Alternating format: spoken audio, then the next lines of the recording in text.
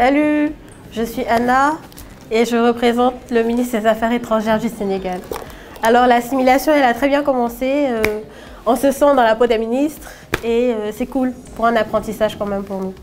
Je m'appelle Vici Arnaud du Bénin, membre de l'Assemblée parlementaire de la francophonie. J'avoue que l'assimilation a très bien commencé. Ça nous permet vraiment de rentrer donc dans la peau de ces officiels et c'est une très belle expérience, c'est un très bon exemple. Bonjour, je m'appelle Issozola Tchodié, SP pour les collègues ici. Je suis togolais ici dans la simulation. Je représente le recteur de l'université Senghor, qui est l'opérateur de la francophonie. La simulation, ça se passe très bien et on prend plaisir et ça va. Je me nomme Diallo Hadiatou, de nationalité guinéenne. J'ai représenté la secrétaire générale de l'Organisation internationale de la francophonie. Alors, dans 5 voire 10 prochaines années, nous serons les grands décideurs de nos pays respectifs, de l'espace francophone, mais évidemment du monde entier. Donc je pense que cette simulation a été une opportunité pour nous de nous mettre en situation face aux différents défis, mais beaucoup plus à ce qui nous attend demain. Moi, c'est Thierry Joël Nanmeupo. Je représente le ministre des Affaires étrangères du Cameroun dans le cadre de la simulation de la conférence ministérielle de la francophonie.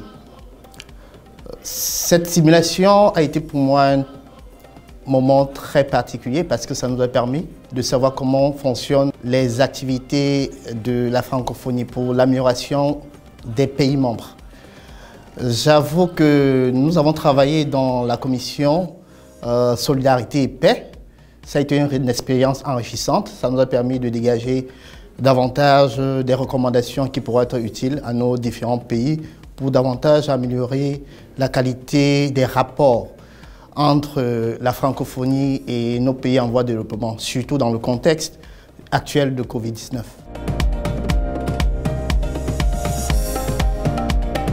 Je suis Rotan Khaled, j'ai représenté le ministre des Affaires étrangères de l'Égypte à la 37e conférence ministérielle de la francophonie. L'expérience était vraiment très enrichissante. Le travail en commission a stimulé la créativité dans la production de recommandations du rapport final. Cette crise nous a unis et à mobiliser nos connaissances pour une créativité plus forte dans l'espace francophone. Et nous avons beaucoup appris, surtout dans les commissions où nous avons travaillé sur des thématiques spécifiques liées au Covid. Notre commission a travaillé sur le droit de l'homme et la Covid dans l'espace francophone et nous avons beaucoup dégagé les liens entre le droit de l'homme et la Covid. L'expérience fut bonne, vu que ça m'a permis de découvrir comment les instances comme la conférence ministérielle de la francophonie fonctionnent. Nous avons eu à travailler très bien et nous avons produit une qualité de travail très élevée. Pour nous, c'est une expérience extraordinaire.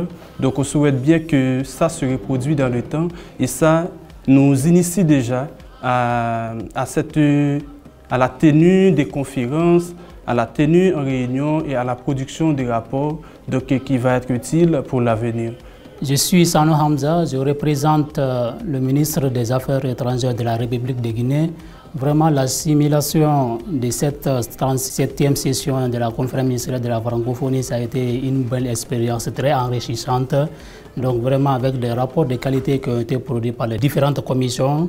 Et j'espère que c'est une expérience vraiment très stimulante à continuer et pourquoi pas élargir jusqu'au niveau même du sommet des chefs d'État et de gouvernement de la francophonie.